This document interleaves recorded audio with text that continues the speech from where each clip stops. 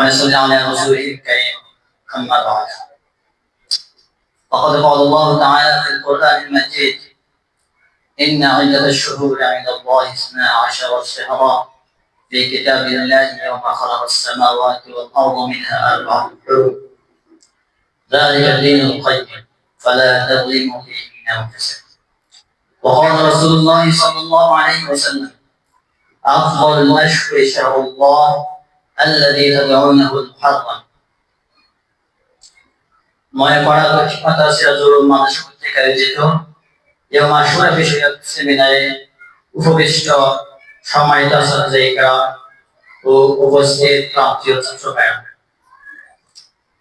আজকে আমরা আলোচনা করব মুহররম হারাম ও ইয়ম আশুরা সম্পর্কে। উপস্থিতি, ইতিমধ্যে জিলহজ মাস বিদায় নিয়েছে, আমরা প্রবেশ করেছি মুহররম। প্রতি বছর জিলহজ মাসের সমাপ্তির মধ্য দিয়ে আমাদের থেকে বিদায় নেই একটি বছর। এরপরই পশ্চিম আকাশে ভেসে ওঠে মুহররমের হেলাল, নতুন বছরের নতুন চাঁদ, সূচনা হয় আরেকটি নতুন বছর। দিন যায়, রাত আসে, সপ্তাহ পেরিয়ে মাস আসে, ধীরে ধীরে তাও ফুরিয়ে যায়। এভাবে 12টি মাস করতে কেটে যায় একটি বছর, শুরু হয়ে যায় আবার নতুন বছরের আয়োজন। এভাবে একটি নিরাশের জীবন প্রদীপ, অবসান ঘটে হাজারো স্বপ্নের আয়োজনের, অপূর্ণ থেকে যায় রং বেরঙের স্বপ্ন। প্রাত্যহিক জীবনে দিন রাতের পরিক্রমা অনেকের কাছে অনেকটা স্বাভাবিক, তবে জ্ঞানীদের জন্য এর থেকে শিক্ষা গ্রহণের বহু উপলক্ষ আছে। পবিত্র কোরআনে মহান আল্লাহ তাআলা বিষয়টিকে বিভিন্নভাবে বোঝাতে চেয়েছেন। আল্লাহ তাআলা বলেন, ইন্না ফি খালকিস সামাওয়াতি ওয়াল আরদ ওয়া ইখতিলাফিল লাইলি ওয়ান নাহার লাআয়াতিন লিউলিল আলবাব। অর্থাৎ নিশ্চয় ভূমণ্ডল ও নভমণ্ডলের সৃজনে এবং রাত দিনের পালাবদলে বুদ্ধিমানদের জন্য রয়েছে বহু নিদর্শন। সূরা আল ইমরান। প্রকৃত বুদ্ধিমান সেই যে প্রতিটি নতুন সময় ও সূচনায় নিজেকে এমন কাজে নিয়োজিত করে যার মাধ্যমে তার আখিরাত সুন্দর হয়। আর নির্ভুল ওই ব্যক্তি যে নতুন সময় ও সূচনায় এমন কাজ কর্মে জড়িয়ে পড়ে যা তার ধ্বংস ডেকে আনে। তাই জীবনের প্রতিটি নতুন মুহূর্তে কল্যাণের দিকে আরো ধাবিত হওয়ার প্রতিজ্ঞা গ্রহণ করায় মুমিনের ঈমানের রায়। এই মহিমান্বিত মাসটিকে যথাযথভাবে মূল্যায়ন করে একজন মুমিন নিজের জীবনকে সজীব করে তুলতে পারে। এ ব্যাপারে ইসলামের শরীয়তেও নির্দেশনা এসেছে। এ মাসের মর্যাদা পবিত্র কোরআন ও হাদিসে এক যুগে বর্ণিত হয়েছে। যেমন আল্লাহ তাআলা বলেন, ইন্না আইদাতাশ শুহুর ইনদাল্লাহি 12 শাহরান ফি কিতাবিল্লাহি ওয়া খালাকাস সামাওয়াতি ওয়াল আরদ মিনহা 4 হুরুম যালিকা ad-দীনুল কাইয়্যিম ফালা তাযলিমু ফীহিন্না আনফুসাকুম। অর্থাৎ আল্লাহ যেদিন আসমান জমিন সৃষ্টি করেছেন সেদিন থেকে মাসসমূহের গণনা আল্লাহ তাআলার নিকট তার বিধান মতে 12টি, তন্মধ্যে 4টি মাস সম্মানিত। এটাই সহজ সরল দিক, অতএব তোমরা এই দিকগুলোকে নিজেদের উপর জুলুম করো না। সূরা তাওবা। আর পবিত্র কোরআনে বর্ণিত 4টি মাসের সম্মানিত মাসের মধ্যে একটি হলো মুহররম মাস। হাদিসে এই মাসকে শাহরুল্লাহ তথা আল্লাহর মাস বলে আখ্যায়িত করা হয়েছে। নবীজি সাল্লাল্লাহু আলাইহি ওয়াসাল্লাম বলেন, আফদালুল আশহুরি শাহরুল্লাহ আল্লাযী তাদউনাহু মুহররম। অর্থাৎ রমজানের পর শ্রেষ্ঠ মাস হচ্ছে আল্লাহর মাস, যাকে তোমরা মুহররম বলে থাকো। নাসাই। নবীজি সাল্লাল্লাহু আলাইহি ওয়াসাল্লাম আরো বলেছেন, আফদালুস সিয়ামি বা'দা রমাদান শাহরুল্লাহিল মুহররম ওয়া আফদালুস সালাতি বা'দাল ফারিদা সালাতুল লাইল।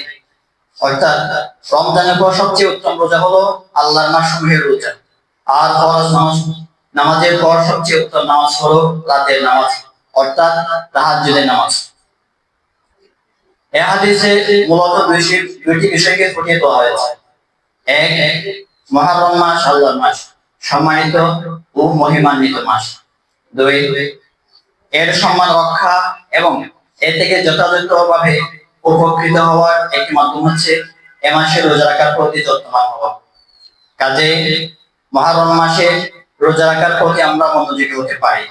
বিশেষ করে 10 মুহররম আশুরা রোজার কথা তো হাদিসে বিশেষ গুরুত্বের সাথে উল্লেখ করা হয়েছে।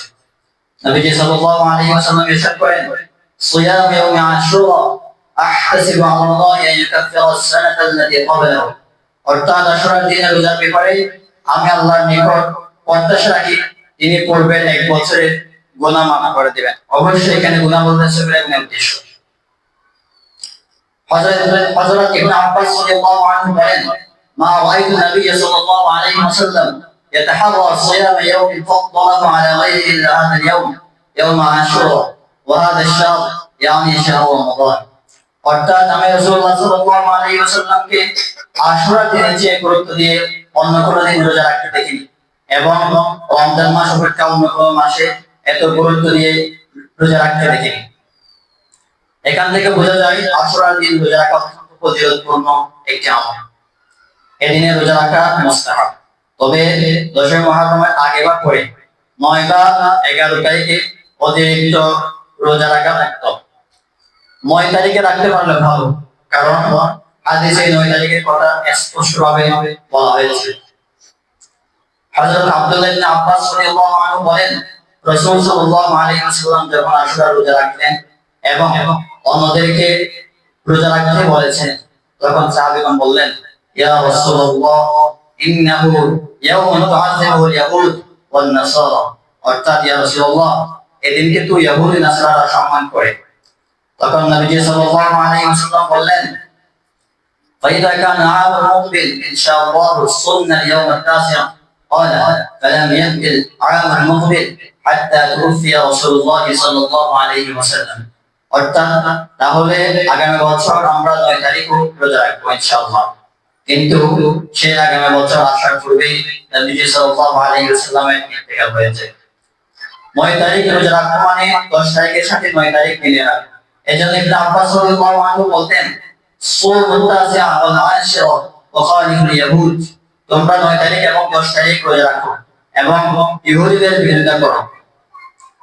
প্রিয় উপস্থিতি, নফল রোজার পাশাপাশি আমরা এই মাসে তাওবা ইস্তেগফারের প্রতি বিশেষভাবে মনোযোগী হতে পারি। এর ব্যাপারেও হাদিসে উৎসাহিত করা হয়েছে। একবার এক ব্যক্তি রাসূল সাল্লাল্লাহু আলাইহি ওয়াসাল্লামের নিকট এসে জিজ্ঞেস করলেন, ইয়া রাসূলুল্লাহ আইয়া শাহরিন তা'মুরুনি আন আসুমা বা'দা রমাদান। অর্থাৎ হে আল্লাহর রাসূল, রমজানের পর আপনি আমাকে কোন মাসে রোজা রাখার নির্দেশ দেন?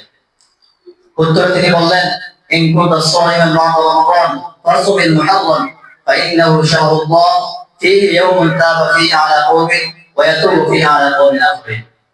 তুমি যদি রমজানের পর আরো কোনো মাসে রোজা রাখতে চাও তাহলে মুহররমের রোজা, কেননা সেটি আল্লাহর মাস। সেই মাসে এমন একটি দিন রয়েছে যেদিন আল্লাহ তাআলা অনেকের তওবা কবুল করেছেন।